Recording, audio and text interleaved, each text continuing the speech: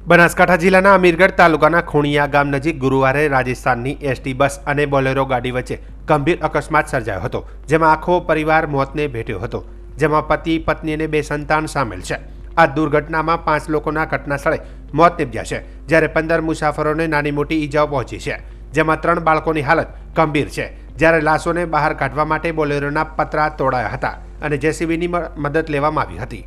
અકસ્માતની જાણ થતાં અમીરગઢ પોલીસ ઘટનાસ્થળે પહોંચી હતી અને મૃતદેહોને પોસ્ટમોર્ટમ માટે ખસેડવાની કાર્યવાહી હાથ ધરી હતી। અકસ્માતના કારણે હાઈવે પર ટ્રાફિક જામની સ્થિતિ સર્જાઈ હતી।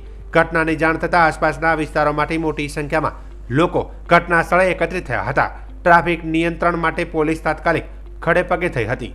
અમીરગઢ પોલીસ સ્ટેશનના પીઆઈ એસકે પરમારે ટેલિફોનિક વાતચીતમાં જણાવ્યું હતું કે મૃતકમાં 2 મહિલા, 2 બાળક અને 1 પુરુષ સામેલ છે। કુલ મળી 5ના મોત થયા છે। તમામ મૃતક અમીરગઢ તાલુકાના ધનપુરના વિરમપુર ગામના વતની છે તેવું જણાવવામાં આવ્યું હતું।